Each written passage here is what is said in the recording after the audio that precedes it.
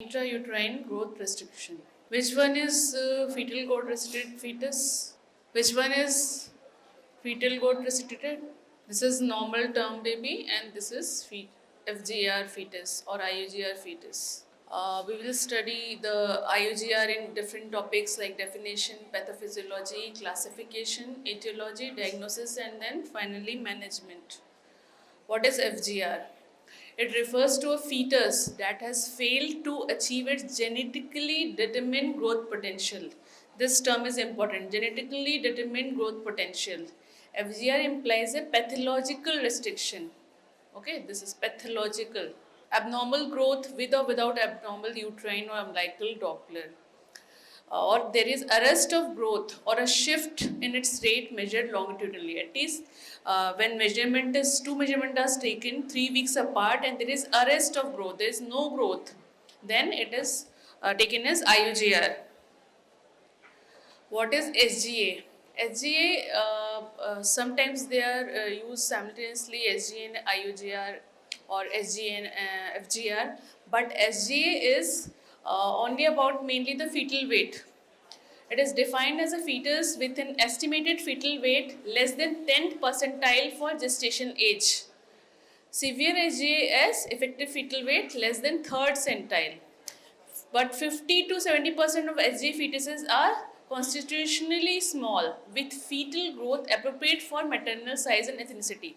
Suppose the mother is short-hatted and mother-father both are short-heighted or short-statured, then the baby might be constitutionally small, okay, but its growth potential is normal according to the size of maternal size and ethnicity.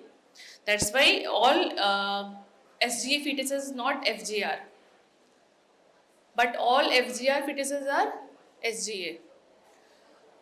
Among the SGA fetuses, 70% are constitutionally small because there is no pathological growth restriction, just because of ethnicity and maternal size, that is the fetus is small. About 20% accounts for uteroplacental insufficiency and they are asymmetrical, and 10% accounts for the symmetrical IUGR or chromosomal structure early infection can cause symmetrical IUGR, that is 10%. This is a growth chart just to see. You might have studied in pediatrics growth chart. This is the 10th centile of the growth chart and this is the 98th centile. Okay, so below the 10th centile is this SGA, small for gestational age. Suppose at 34 weeks, it is the fetus was 1.5 kg. Suppose and then you did the ultrasound after 4 weeks. 4 weeks means 38 weeks. You did the ultrasound and it was still 1.5 kg. Then it is SGA or FGR. At 34 weeks, you did the ultrasound, it was fetal weight was 1.5 kg, somewhere here. After 4 weeks, that is 38 weeks, you again did an ultrasound and fetal weight was still 1.5 kg. So that is SGA or FGR. Because what I told you, there is arrest of growth between two readings, at least taken 3 weeks apart. Say it is taken 4 weeks apart and growth is, there is arrest of growth. So it is FGR. Okay, but suppose at 34 weeks it was 1.5 kg, 38 weeks it is around 2 kg, then it is not FGR. What is the difference between SGA and IUGR? SGA are similar to normal fetuses, but they are constitutionally small. Doppler ultrasound will be normal and abnormal environmental adaptation will be absent, and there is high risk or preeclampsia risk will be lower in these fetuses. But in IUGR fetuses, perinatal outcomes are worse and growth delay is true. And on Doppler ultrasound, you will see hemodynamic redistribution of blood flow. And abnormal environmental adaptation is present and preeclampsia risk is higher in IUGR fetuses. About why we need to study IUGR, because it is associated with 3 to 10% of all pregnancies and perinatal mortality rate is 5 to 20 times higher for growth retarded fetuses. 20% of all stillbirths are IUGR. Incidence of interpartum asphyxia in cases of IUGR has been reported to be 50%. That's why we are worried. Why we are worried about IUGR? Because there is risk of intrapartum asphyxia, and that will further lead to stillbirth. Patient will tell you कि I was having less fetal movement, and patient will present to you, suppose she presented to you late after 2 days, and she will be having stillbirth. Okay, so the IUGR might lead to intrapartum intrauterine asphyxia, and that may lead to stillbirth. Many times patient comes to you, बच्चा 3-4 दिन से नहीं note छे ना 3-4 दिन धरे note छे ना. When you did ultrasound, there is no fetal heart sound, and the baby has died. That is stillbirth. So that is a very important cause, because that's why we ask the patient to do daily fetal movement count every day. If patient is in high risk category, suppose she is having high blood pressure, or she is having high blood sugar, that is GDM or PH, then we ask the patient to, or there is any previous history of IUGR or FGR or stillbirth, we ask the patient to do daily fetal movement count, and if she is able to perceive it adequately, then well and good. But if she is not able to perceive the fetal movement, what is the normal fetal movement, daily fetal what you will explain the patient, how she will count? 10 times in time period 12 hours. Yes, very good. If she is able to perceive 10 fetal movements in 12 hours, then that is adequate. If she is not able to perceive 10 or less than 10, then she must report to the health facility. And whenever patient is having any high risk factors, you tell the patient to write down the counts 1, 2, 3. Just mark it. We ask the patient to do like this. She will take a piece of paper and when she perceive one movement, she will do like, because most of the patients are illiterate in this locality. You can't ask them to write 1, 2, 3. You will ask just take one mark. If one fetal movement is perceived, then second is perceived, she will again mark, then third, then at the end of the day, you will count how many fetal movements she was able to perceive. Early and proper identification and management lowers this perinatal mortality and morbidity. This is the pathophysiology. What happens in normal pregnancy? This side is the normal pregnancy. Around 12 to 16 weeks, spiral artery remodeling occurs. What happens in remodeling? This normal vascular media is replaced by the trophoblastic tissue. You can see here it is the vascular media of the spiral artery, and it is replaced by this trophoblastic purple tissue, and it is more dilated than this one. So this is the normal pregnancy, and here these are the villi of the placenta. The villi are, tertiary villi are more branched, and here it is less branched. This is the normal pregnancy, and it is the high risk pregnancy or FGR fetus or preeclampsia patient. This occurs, there is no proper remodeling of the spiral arteries. What happens? There is increased resistance because there is no proper dilatation or relaxation of the spiral arteries over this area. There is increased resistance to the blood flow, and there is less branching of the tertiary villi. Proper uptake of the nutrients will not take place, and it will further lead to fetal growth restriction, because fetus will not receive the proper nutrients. जितने ज़्यादा villi होंगे उतना ज़्यादा absorption होगा. Less number of villi, less absorption. This is the normal pregnancy, and this is the abnormal invasion and remodeling of the spiral arteries because of the maybe preeclampsia or any underlying cause which we will study later. Here, this is the normal pregnancy. There is low pressure, high blood flow, and it is the fetal growth restricted pregnancy. Here there is high pressure but reduced blood flow. Okay, there is the diameter is less. Here diameter is more. This is the main pathophysiology. Why it occurs? It might occur due to the age of the patient, elderly, primary patient, any intrauterine infection, preeclampsia, or smoking of the patient, undernutrition, or high altitude. These all lead to reduced placental insufficiency and reduced nutrient transport, and that ultimately lead to IUGR. These are the different stages of maturation. In the first 20 weeks, mainly the hyperplasia occurs. What is hyperplasia? प्राथमिक में तो सब पढ़ा होगा. Okay. In the second stage, 20 to 28 weeks, both hyperplasia and hypertrophy occurs. What is hypertrophy? Hypertrophy. Size. Okay. And in the last stage, 28 to 40 weeks, that is the last trimester, hypertrophy occurs. There is rapid increase in cell size. Okay. So, whenever the insult occurs in which state depends on the in which stage the insult will occur, the final result of the baby. If it occurs in the early stage, then it will be early or symmetrical IUGR. If the insult or the damage will occur in the later half of the pregnancy, then it will lead to asymmetrical IUGR. That is the reduced cell size. Okay. And if it occurs in the first half, there will be reduced cell number. That is, overall symmetrically it will be smaller. And if the insult occurs in the later half, the head will be larger, body will be smaller, there will be asymmetrical IUGR.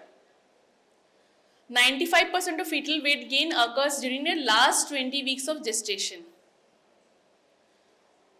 This is the early onset IUGR and late onset IUGR. The early onset IUGR or FGR, the prevalence is less, and late onset incidence or prevalence is more. Fetal size is proportionately small in early onset, and in late onset, head is larger than the abdomen. That is, AC is smaller and HC is larger. Cells total number is reduced in early onset, and number of cells is normal in late onset, but size is reduced. Causes in early onset, mainly the causes intrinsic to the fetus. Intrinsic means chromosomal, genetic, fetal infection.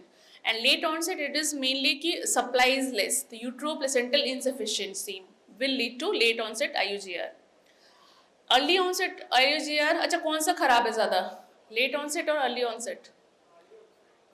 Early onset. Symmetrical IUGR is more deteriorating to the fetus than the asymmetrical IUGR. Early onset, increased risk of perinatal risk, and late onset, there is lesser perinatal risk. This is the appropriate growth profile of a normal fetus. This is symmetrical IUGR, all the parameters are equally decreased, and asymmetrical IUGR, head is larger than the body or abdomen. Symmetrical mainly causes intrauterine, that is intrinsic causes, aneuploidy, chromosomal, genetic, intrauterine infection. There is reduced fetal growth potential. And asymmetrical, there is reduced fetal growth support. Outside support is less. The causes are mainly extrinsic, outside the fetus, placental factors, maternal factors. And if both are combined, then there is more morbidity and mortality. The symmetrical IUGR, they are uniformly small, and HC by AC or FL by AC ratio is normal. But in asymmetrical, what happens is as AC is less, the ratio is elevated, okay? Because FL and HC will be more and AC will be less, the ratio will be elevated. Etiology, I told you earlier, intrinsic, and here asymmetrical, it is chronic placental insufficiency, that is extensive to fetus. Neutral course complicated with poor prognosis, symmetrical, that is early onset, and asymmetrical is having good prognosis as compared to the early onset. These are the different etiology. There can be maternal factors, there can be fetal factors, there can be placental or cord abnormalities, and there can be infection. Okay. Coming on to the maternal medical disorders like hypertensive disorder of pregnancy, pre-gestational diabetes mellitus or GDM, CKD, heart disease, autoimmune disease, and APLA. What is APLA? Anti-phospholipid antibody syndrome. Apla syndrome. Substance abuse, mother is having smoking, tobacco, alcohol, cocaine, and other narcotics. And teratogens, if patient is already taking anti-epileptics or anti-cancer drugs, that might lead to IUGR. Infections like torch and malaria, you all know. Then coming on to the fetal causes, there can be genetic and structural causes, there can be trisomy 13 and 18, fetal malformation, congenital heart disease can cause FGR, multifetal gestation, many times when twin pregnancy patient comes to you, one fetus is IUGR, one fetus is normal, or both are having IUGR. Infections, and coming on to the placental and abnormalities. In placenta, placental abruption like abruptio placentae can cause IUGR. Any infarction in the placenta or chorioangioma can cause IUGR. And in cord, incorrect cord insertion, any placental tumor like chorioangioma, single umbilical artery can also cause IUGR, and circumvallate placenta. Any deviation from the normal anatomy of the placenta or cord can lead to IUGR.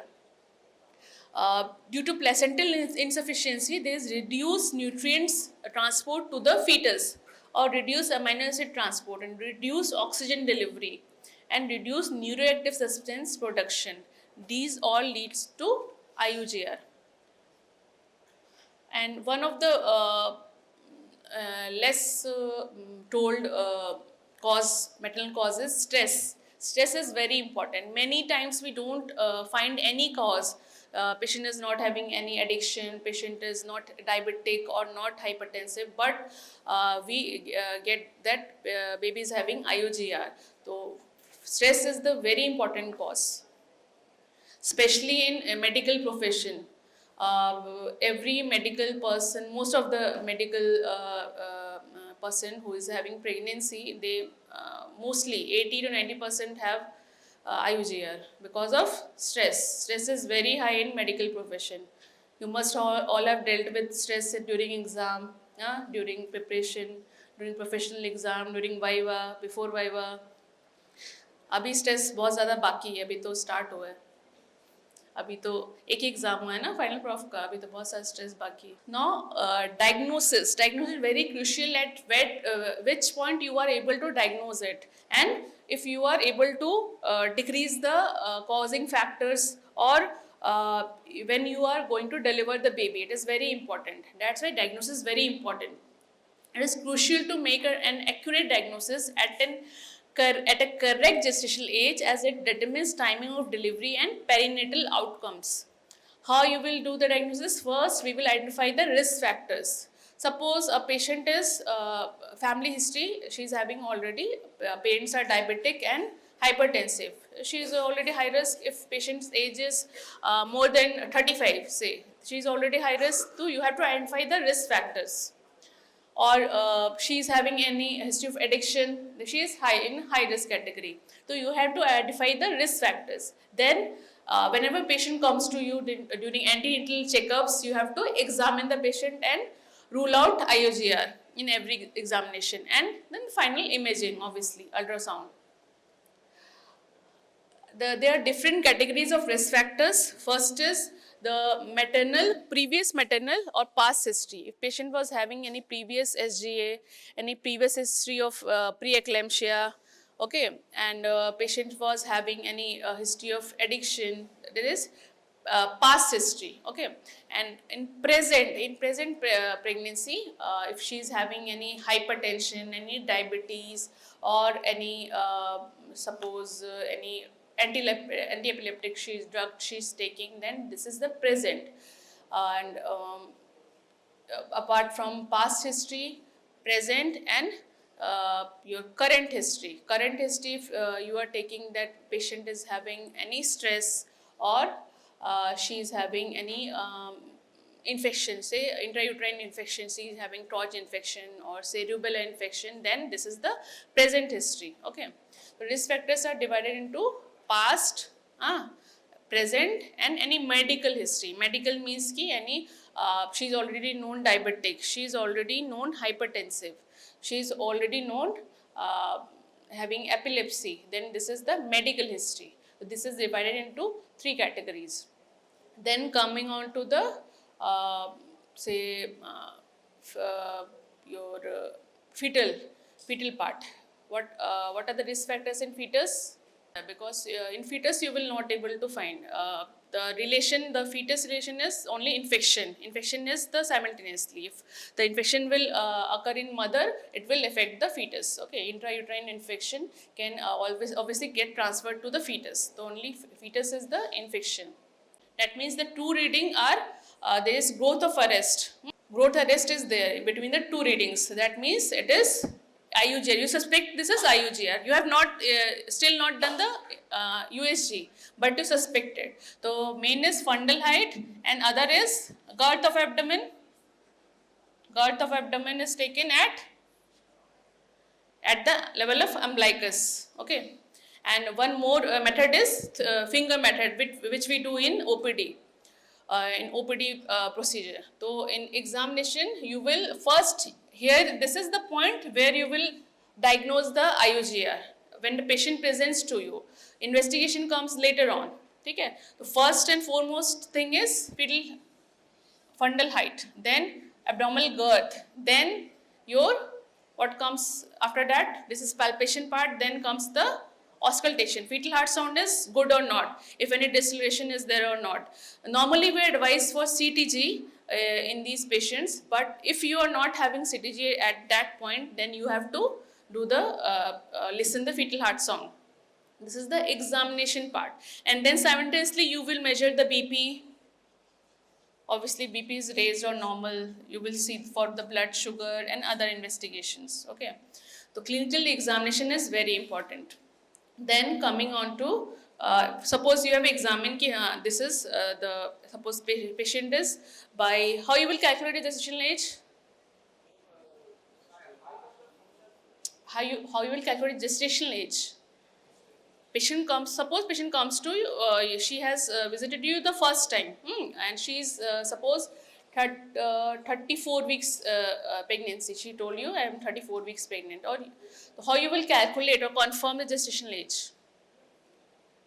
To confirm the IUGR, diagnosis of the IUGR, you have to confirm the gestational age. Obviously, she might be telling the wrong LMP.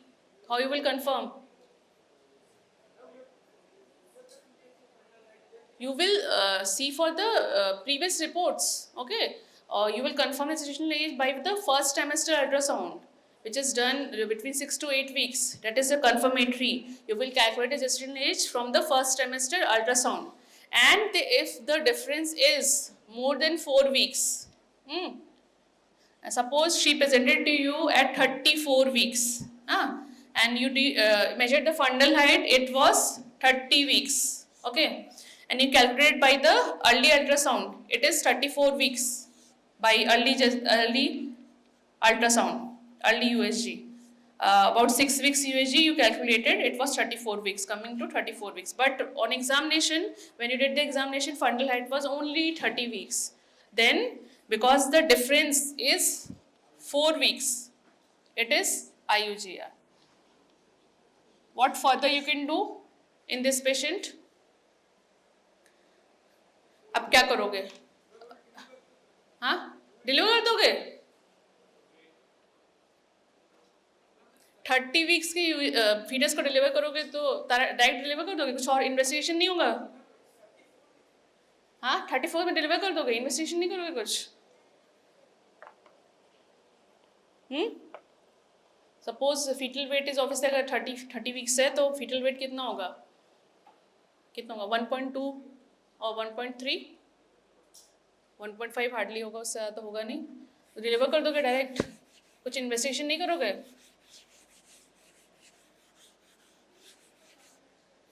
हाँ, USG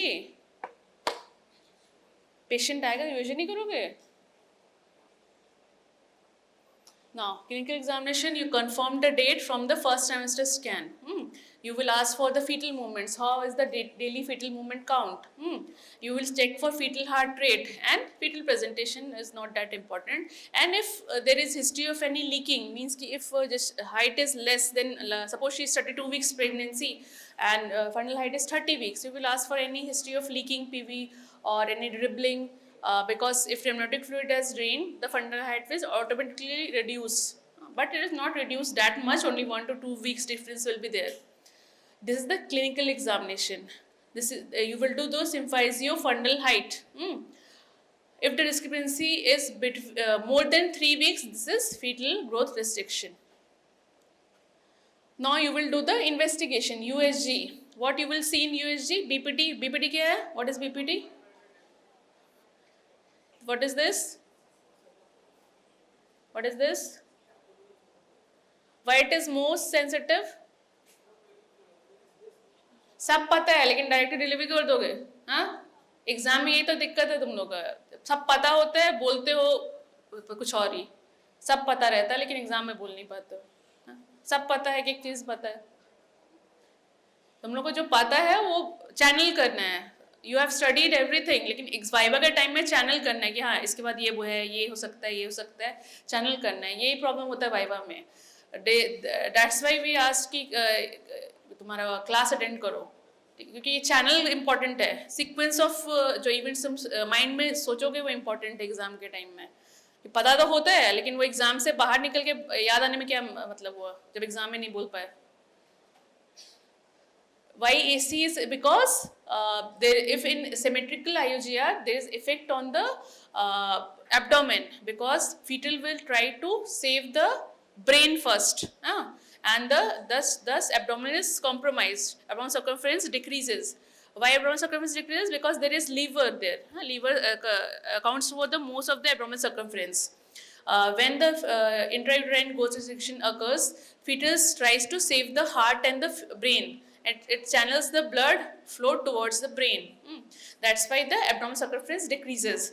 That's why if you see in any USG, if AC is less than, suppose AC is 30 weeks and BPD is 34 weeks, that is discrepancy is more than 3 weeks, that is IUGR, indicative of IUGR, then you will advise for color Doppler of the fetus.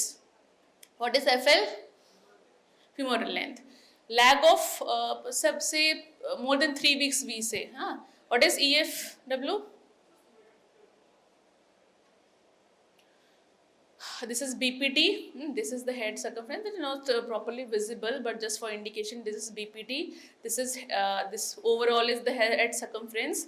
This is the femoral length, and this is the abdominal circumference. In USG, we do the see for the AFI. What is AFI? Amniotic fluid index. Okay, and we will see for the serial measurement. We will do the serial measurement of the to see the interval growth. Suppose 30 weeks में तुमने देखा, 34 weeks में देखा. This is known as interval growth. Interval growth happens or not, has occurred or not. And what is UA? Umbilical artery SD ratio. In severe SGA at 18 to 20 weeks, detailed anatomical survey plus uterine artery Doppler is indicated. That is known as anomaly scan. We do anomaly scan at 20 to 22 weeks, not 18 to 20. We do at 22 weeks nowadays. And we see for structure anomaly. If any structure anomaly is present, then we can go for karyotyping. And torch screening nowadays not done. Torch screening earlier used to be done. Nowadays only anatomical survey, or that is anatomy, to see for the any anomaly or abnormality in the fetus. Anomaly scan is done at 22 weeks. Suppose you see that AC is less than 10th percentile. Then you will do for go for the anatomy survey, amniotic fluid volume or AFI. If any fetal anomaly is present, suppose at 20 weeks, any fetal anomaly is present or polyhydramnios is present, you will see for any aneuploidy, any syndrome is present or not, any viral infection is present or not. Suppose everything is normal anatomy, normal AFI, or only oligohydramnios is there, then you will go for the umbilical artery and MCA artery Doppler. if the elevated index is there or absent or reverse end diastolic flow is there or any brain sparing effect is there, then that indicates that is placental insufficiency is there. If both are normal, then you will see for CPR ratio, that is cerebroplacental ratio. If it is reduced, that means placental insufficiency is there. Reduced means ki less than 1. If more than 1 is normal. Then repeat examination after 2 weeks. If normal, then it is constitutionally small. That means everything is fine. Baby is only constitutionally small. Every report was normal. Waveforms. We study the sound waves coming from the blood flow. Sound waves are studied during the Doppler study. Difference in the blood flow velocity, the sound wave will vary. So this is the systolic. This is the diastolic. Okay. I am saying in the umbilical artery. Suppose umbilical artery. Umbilical artery किसको supply करता है? Umbilical artery का blood flow कहाँ से कहाँ तक होता है? अम्बिलिकल वेन का, umbilical artery blood flow is from to, कहाँ से होता है अम्बिलिकल आर्टरी का blood flow? Artery supplies from placenta to fetus. Umbilical artery. In fetus it is opposite. Umbilical artery from fetus to placenta. So you are measuring the blood flow coming from the fetus to the placenta. Okay, in umbilical artery. In umbilical vein, opposite. Placenta is supplying the fetus. Blood flow is from the placenta to the fetus. Okay. So this is the waveform. This is the systolic or say peak systolic velocity. This is the diastolic.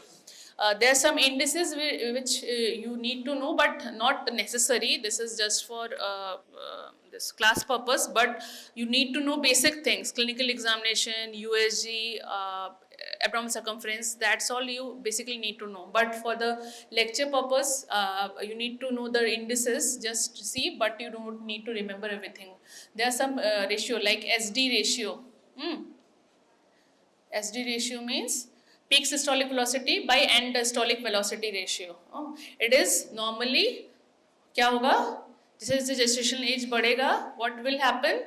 Because the diastolic velocity will increase, the ratio will decrease with the increased gestational age. Suppose 28 weeks पे ये 3.5 था, तो term पे क्या होगा? ये 2.5 हो जाएगा, ठीक है?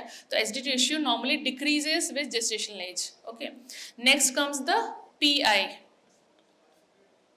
pulsatility index. What is this? This is peak systolic velocity minus end diastolic velocity by mean velocity.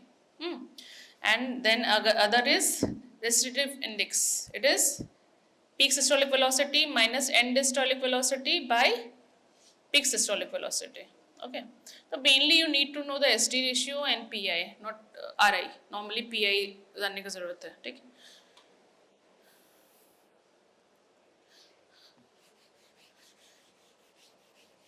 Main thing is, suppose in umbilical artery, what happens is, as the gestational age increases, end diastolic velocity should increase. Okay, end diastolic flow should increase to increase the supply to the fetus. Okay, the uterine artery Doppler, normally the diastolic flow should increase.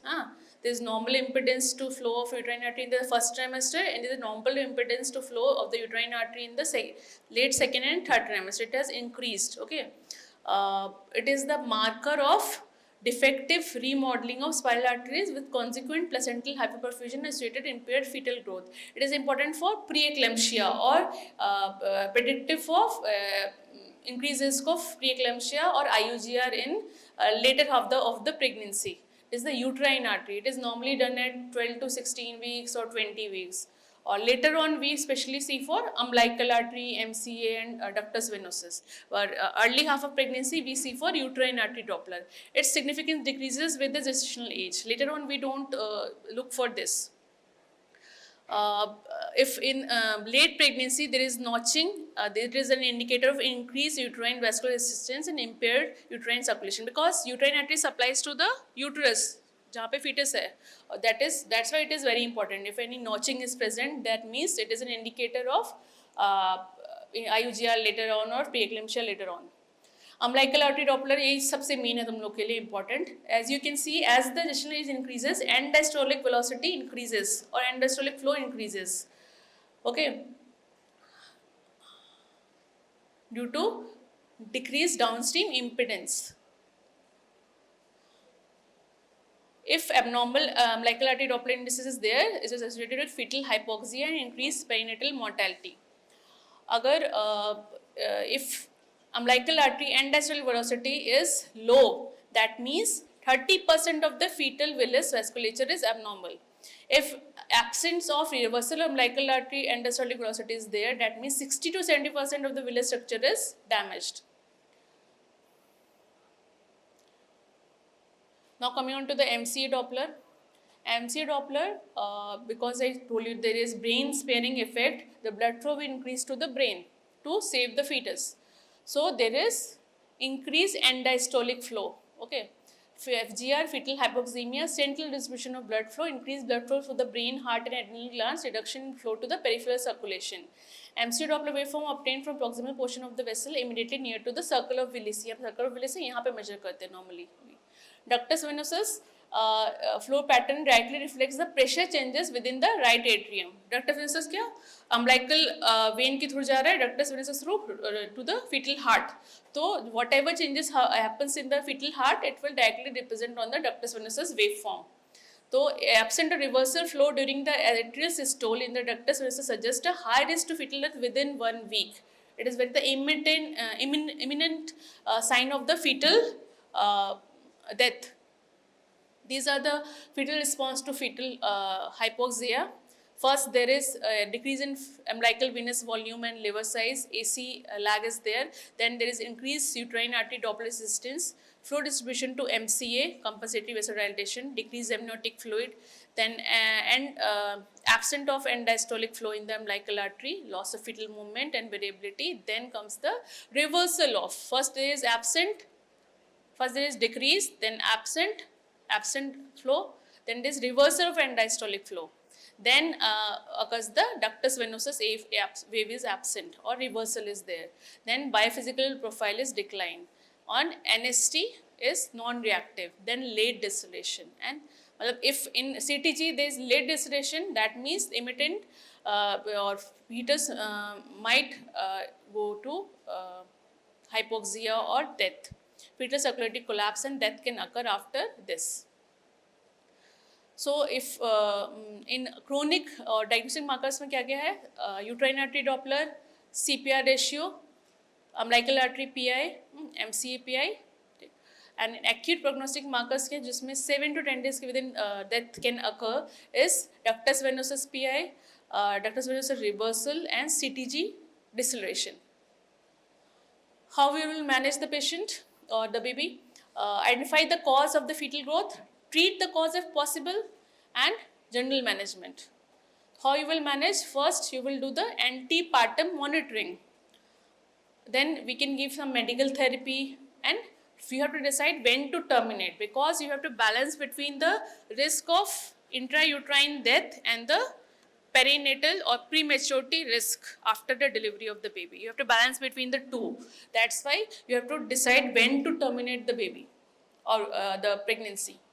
Antepartum monitoring में क्या क्या करोगे? DFMC, daily fetal movement count, non-stress test, and amniotic fluid volume or AFI, biophysical profile score, fetal biometry जो BPD, FL, AC, and fetal Doppler studies that I told you, umbilical artery, MCA, ductus venosus, and uterine artery in early pregnancy.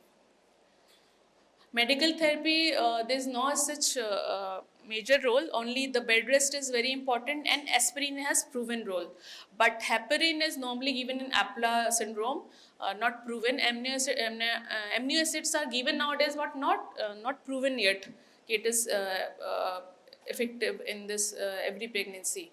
Just some studies have proven, but not no guideline has come to give amino acid or amino acid, sorry, amino acids or heparin. Heparin is only given in Aplar syndrome. Aspirin has proven effective. That's why if any patient is having previous history of IUG or a previous history of preeclampsia, we give low dose aspirin in that patient. Low dose aspirin should be recommended to a woman with previous history of placental insufficiency syndrome, including IUGR, preeclampsia. It should be initiated between 12 to 16 weeks. Why? Because spiral artery remodeling occurs during that period, what I told you earlier. The remodeling of the spiral artery occurs between 12 to 16 weeks. That's why we should initiate the treatment at 12 to 16 weeks and continue until 36 weeks. Antenatal corticosteroids should be given when delivery of the fetal growth is anticipated before 34 weeks of gestation. Antenatal corticosteroids should be administered before delivery for the fetal lung maturity. If delivery has to occur before 32 weeks of gestation, magnesium sulfate should be considered for fetal and neonatal neuroprotection.